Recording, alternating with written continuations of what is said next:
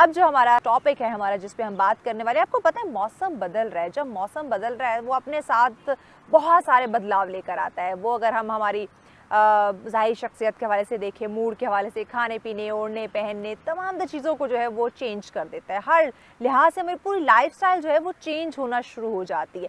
तो जब ये बदलाव आता है तो उस बदलाव के साथ फिर हमें अपने आप को मैनेज करना है, अपना ख्याल रखना है, अपनी रूटीन उस तरह से सेट करनी है, उस तरह से तमाम चीज़ों को हमने मैनेज करना है जनाब। सो मैनेज जब हम नहीं करेंगे, चाहे हम काम की बात करें या अपनी सेहत की बात करें, अपनी खूबसूरती की बात करें, जब मैनेजमेंट नहीं होती तो क्या होता है, यकीनन बिगाड़ होता है, प्रॉब्लम्स आती हैं, इश्यूज आते हैं।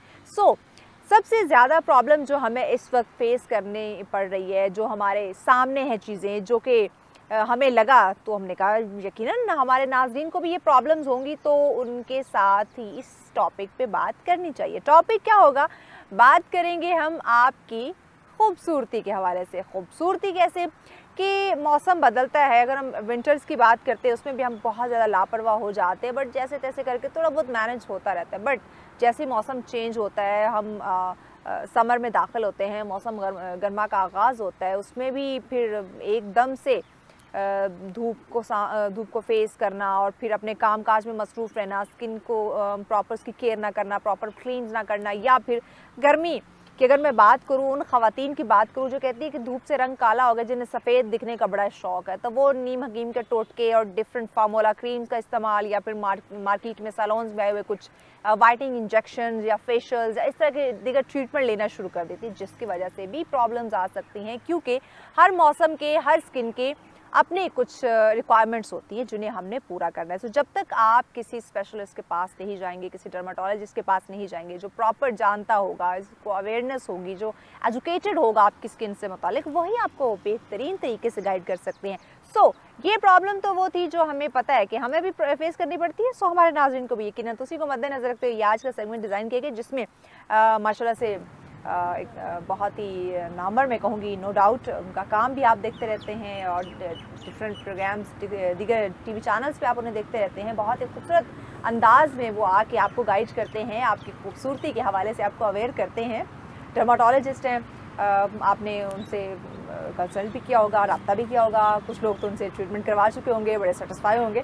सो जो नहीं करवा चुके, उनसे पाला नहीं पड़ा, जो उनसे आके अपना उन्होंने खूबसूरती को बरकरार रखने के लिए उनसे मुखातिब नहीं हुए, मिले नहीं है, तो आज हमारे प्रोग्राम के थ्रू आप उनसे मिलने वाले हैं। हमारे साथ मौजूद है डॉक्टर मुबशर। अस्सलाम वालेकुम डॉक्टर साहब। अस्सलाम वालेकुम। कैसे हैं आप? आई एम गुड अल्हम्दुलिल्लाह। जी आप ठीक हैं? मैं बिल्कुल ठीक ठाक। डॉक्टर साहब नाज़रीन को ज़रा अवेयर करें कि गर्मियों में जो हम घर में डिफरेंट टोटके करना शुरू कर देते हैं, ये जो ख़वातीन हमारी गूगल पे देख के, यूट्यूब पे देख के अपनी उन्होंने कुछ क्रिएशन कर रखी होती है जो स्किन पे अप्लाई करती है, उससे भी स्किन डैमेज हो सकती है या देखें, जो सबसे ज़्यादा स्किन डैमेज होती है ना, वो इन्हीं चीज़ों से होती है। ये टोटकों से बाज आ जाओ। हाँ बिल्कुल ऐसा ही इन टोटकों हाँ, से होती है। उसकी हाँ, रीज़न क्या बनती है? रीज़न ये होती है कि जी के जो हमारे लोग यहाँ पे अवेलेबल हैं, जो कॉस्मेटिक्स की प्रैक्टिस इस तरह करते हैं कि वो मेडिकल डॉक्टर नहीं हैं, सैलून्स वाले सजेस्ट कर देते हैं। कुछ ऐसे लोग हैं कि जिनका प्रॉपर एक्सपीरियंस भी नहीं है, नॉलेज भी नहीं है, पढ़ा हुआ भी नहीं है, तो वो लोग इस तरह की सजेशन या इस तरह के यूट्यूब पे कोई भी डाल देते हैं। उसके लिए मैं तो ये रिकमेंड करूँगा, अगर आपने अपनी स्किन पे कोई भी चीज़ अप्लाई करनी है तो पहले डॉक्टर से लाजमी कंसल्ट करें। ऐसा आप एक्सपेरिमेंट ना करें कि स्किन बजाय बेहतर होने के आपकी स्किन डैमेज हो जाए। देखिए उससे तो फॉर बेटर है ना कि आप स्किन के ऊपर ऐसी चीज़ को इस्तेमाल ना करें जिससे आपकी skin in the long run damage हो जाए। नॉर्मली होता क्या है कि कोई ऐसा टोटका इस्तेमाल कर लिया है तो फॉर टाइम बीइंग या उस वक्त के लिए तो स्किन बेहतर हो जाती है, लेकिन इन द लॉन्ग रन जाके स्किन डैमेज हो जाती है। तो मैं तो यही रिकमेंड करूँगा कि ऐसी कोई चीज़ इस्तेमाल ना करें जिससे आपकी स्किन डैमेज हो। हाँ अलबत्ता कुछ नेचुरल चीज़ें हैं, जैसे कुछ लोग दही इस्तेमाल करते हैं, इस तरह की चीज़ इस्तेमाल करते हैं, उसके बारे में मैं कुछ नहीं कह सकता जी आप इस्तेमाल ना करें या करें। उसकी रीज़न ये है कि हम तो चूँकि मेडिकल साइंस में पढ़ के आ रहे होते हैं, हमारे यहाँ इस तरह का कोई कंसेप्ट नहीं है कि मैं कहूँ जी आप मुल्तानी मिट्टी लगा लें। मुझसे यकीनन लोग पूछते हैं कि मुल्तानी मिट्टी का इस्तेमाल कैसे है। मैं खुद मुजफ्फरगढ़ से हूँ, मुल्तान बिल्कुल हमारा एडजेसेंट डिस्ट्रिक्ट है। अब मैं वहाँ पे नहीं बता सकता जी कि वहाँ पे किस जगह से मिट्टी मिलती है, आप वहाँ से जाके ले और फेस पे लगा ले तो वो बड़ी अच्छी होती है। अच्छा। तो देखें मुल्तानी मिट्टी के बारे में आपका जो अपना एक्सपीरियंस है वो तो आप कर सकते हैं, बता सकते हैं। मैंने ना किसी को लिख के दिया ना मैंने किसी को एक्सपेरिमेंट कराया। हम समर की बात करें ना तो कहते हैं कि जो स्किन थोड़ा वो जल रही है या आपको ऐसे रेड फील हो रही है, हीट अप हो रही है, आप मुल्तानी मिट्टी लगा ले, ठीक हो जाएगा। देखिए स्किन टाइटनिंग के लिए यूज कर ले, वो ठीक हो जो जाएगा। हीट अप होती है ना उसकी भी डिफरेंट रीजन होती हैं, ऐसा नहीं अच्छा। होता। इसको हम अक्सर ऐसा होता है कि स्किन समर में आप बाहर निकलते हैं, स्किन आपकी डैमेज होना शुरू हो जाती है, रेड हो जाती है, पिंक हो जाती है, खारिश स्टार्ट हो जाती है। तो इस चीज को रोकने के लिए एलर्जी होते हैं, इसको हम लोग फोटो कॉन्टैक्ट डर्मेटाइटिस कहते हैं कि जब भी आप सनलाइट में एक्सपोज्ड होंगे तो आपकी स्किन में एलर्जी हो जाएगी और खारिश शुरू हो जाएगी और स्किन रेड भी हो सकती है, पिंक भी हो सकती है। तो इसलिए उसका अलग से ट्रीटमेंट है। तो इस तरह नहीं है कि जी कि हम कहें कि मुल्तानी मिट्टी इस्तेमाल करें तो आप ठीक हो जाएंगे। तो इसलिए जो आपका प्रॉपर डॉक्टर रिकमेंड करता है आप वो ट्रीटमेंट लें ताकि आपकी स्किन बेहतर भी हो और डैमेज से बच जाए। अच्छा, इसके अलावा चूंकि गर्मियाँ, हम मौसम सरमा पे इसलिए बार बार मैं जोर दे रही हूँ क्योंकि मौसम चेंज हो चुका है, आमद है गर्मियों की। सो लोगों ने अब वही हमें गोरा चिट्टा होने का जो हमारे ऊपर एक भूत सवार है, हम अपने अल्लाह पाक ने जो कुदरती रंग दिया उस पर तो हम बिल्कुल खुश नहीं रहते, थोड़ा सोसाइटी प्रेशर भी आप इसको कह सकते हैं। तो इसकी वजह से ये जो वाइटनिंग इंजेक्शन, एक ऑथेंटिक बंदा, एक जैसे आप लोग माशाल्लाह एक्सपीरियंस्ड है, आप पढ़ लिख के तमाम चीज़ों को एक डिग्री लेकर आप आए हैं, तो आप बेहतर जानते हैं कौन सी चीज़ किस पे हमने कितनी क्वान्टिटी में यूज़ करनी है, नहीं करनी।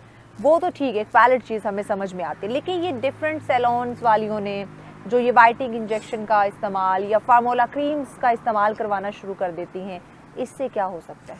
देखें, जो वाइटनिंग इंजेक्शन है उनका तो मैं बताऊंगा एक्चुअली वो ग्लूटाथियोन इंजेक्शन होते हैं। ठीक है, ठीक है। अब वो डिपेंड ये करता है कि जी कि जो इंजेक्शन लगाया जा रहा है उसकी क्वालिटी क्या है, उसका स्टैंडर्ड क्या है। ठीक है, ठीक है, क्या वो प्रॉपर क्वालिटी वाला है जो आप अपने क्लाइंट को लगा रहे हैं और उसका फिर रिजल्ट भी आता है। हाँ। जो इंटरेस्टिंग चीज़ बताने की है वो ये है कि वाइटनिंग इंजेक्शन का एक वाइट करना या गोरा करना एक पर्पज़ है। अच्छा। एक्चुअली ये है कि ये आपकी ओवरऑल इम्यूनिटी को बूस्ट करता है, आपकी हेल्थ को इम्प्रूव करता है और आपकी जो वो है क्या कहते हैं कि आपका जो एंड्योरेंस लेवल है उसको ये इनहांस करता है। इवन कि आपकी स्लीप इंप्रूव करता है, आपकी मेंटल हेल्थ को बेहतर करता है वाइटनिंग इंजेक्शन, जिसको हम ग्लूटाथियोन इंजेक्शन बोलते हैं। लेकिन अगेन ये डिपेंड करता है कि आप जो प्रोडक्ट यूज कर रहे हैं उसकी ऑथेंटिसिटी कितनी है। अब जिस तरह से बाकी लोकल प्रोडक्ट्स भी होती हैं मार्केट में, इंपोर्टेड भी होती हैं, कुछ अच्छी क्वालिटी की होती हैं, तो हर चीज में है ना, मेकअप भी ऐसा है, क्रीम भी ऐसी है।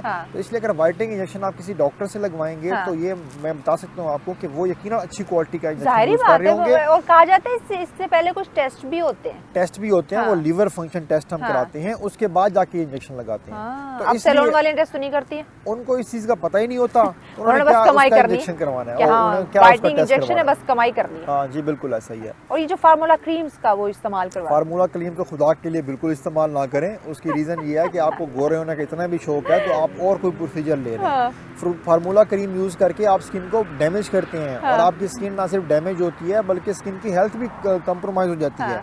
होता क्या है, ये फार्मूला क्रीम क्या करती है, जो ऊपर अपर लेयर ऑफ स्किन होती है उसको थिन कर देती है।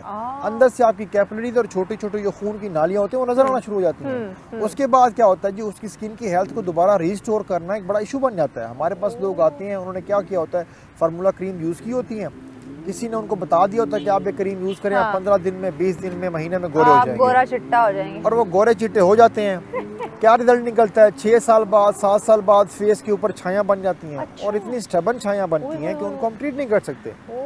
उसके लिए हमें मैक्सिमम प्रोसीजर्स करने पड़ते हैं, बड़े एक्सपेंसिव प्रोसीजर होते हैं। ठीक है, ऑडियंस को आप भी बताएं, मेरी तरफ से भी मैं तो रिकमेंड करूंगा कि प्लीज आप ऐसी चीज इस्तेमाल ना करें। हाँ, बिल्कुल ऐसे ही, और ऐसी कोई चीज इस्तेमाल ना करें, स्पेशली जो फार्मूला क्रीम्स हैं या गोरा होने वाली। कहेंगे कि वो जो सस्ती या इंस्टेंट रिजल्ट वाली है, क्योंकि वो आपको फौरन तो अच्छा रिजल्ट दे देंगी, लेकिन उसके जो साइड इफेक्ट्स होंगे, जो बाद में आपको प्रॉब्लम फेस करनी पड़ेगी, वो फिर ज्यादा खतरनाक हो सकती है। बिल्कुल ऐसा ही है। तो इसलिए उससे बचने के लिए कोशिश करें कि ऐसी कोई चीज इस्तेमाल ना करें। स्किन कैंसर भी हो सकता है।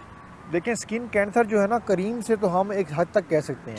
ठीक है, वो ये होता है कि चूंकि उसमें स्टेरॉइड होता है, वो स्किन को डैमेज करते हैं। तो स्किन का कैंसर क्या होता है, कैंसर में होता है कि आपकी जो सेल प्रोडक्शन है ना वो अनकंट्रोल हो जाती है। ठीक है, तो वो एक हद तक एक उस तरफ लेके जा सकता है। लेकिन जो बाकी हमारे एस्थेटिक्स प्रोसीजर हैं, जिनमें हमारा ग्लूटाथियोन इंजेक्शन है, हमारा PRP है, माइक्रो नीडलिंग है, हमारा क्यू स्विच लेजर है, डिफरेंट लेजर्स हैं, उनमें से कोई भी ऐसी चीज़ नहीं है जो कि स्किन का कैंसर काज करे या स्किन की हेल्थ को डैमेज करे।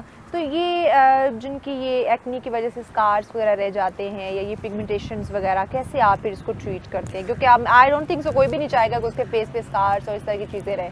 देखिए जो स्कार्स हैं उसको हम लोग CO2 फ्रैक्शनल लेदर से और माइक्रो नीडलिंग से ट्रीट करते हैं, ठीक है। अच्छा। और जो पिगमेंटेशन होती है उसके हमारे पास Q स्विच लेजर है, हम लोग उसके लिए माइक्रो नीडलिंग भी PRP भी कर सकते हैं, ठीक है। हम लोग उसके लिए मेसोथेरेपी कर सकते हैं, हाँ। और ग्लूटाथायोन इंजेक्शन लगवा सकते हैं। इसलिए हमारे पास डिफरेंट ट्रीटमेंट ऑप्शन हैं किसी भी चीज़ को एड्रेस करने के लिए। वो फिर हम पेशेंट को असेस करते हैं, जो हमारे पास क्लाइंट आए होते हैं, हम देखते हैं कि उसको कितनी चीज़ की ज़रूरत है, कौन से प्रोसीजर की ज़रूरत है, और उसके ऊपर कौन से प्रोसीजर का अच्छा रिजल्ट आएगा, और उसके अकॉर्डिंग फिर आप उसे ट्रीट करते हैं। हैं। पैगाम क्या देंगे नाज़रीन को कि बदलते मौसम के साथ इन बीमारियों से खुद को कैसे बचाएं और क्या बीमारियां आ सकती हैं, इन शॉर्ट आप उन्हें पैगाम देंगे? देखिए मेरी तरफ से ऑडियंस को ये पैगाम होगा कि आप कोशिश करें कि एक तो पहले अपनी जो नेचुरल हेल्थ है ना उसको रिस्टोर करें, और आप अपनी स्किन की हेल्थ, जो नेचुरल हेल्थ होती है ना, अगर वो आप मेंटेन कर जाएं तो आपको किसी प्रोसीजर की, किसी खाल की, किसी ऐसी चीज़ की ज़रूरत नहीं है। दूसरी बात है कि पानी का इस्तेमाल बेहतर करें, अपनी नींद बेहतर रखें, मोबाइल का इस्तेमाल स्पेशली रात को सोने से पहले ना करें, ठीक है।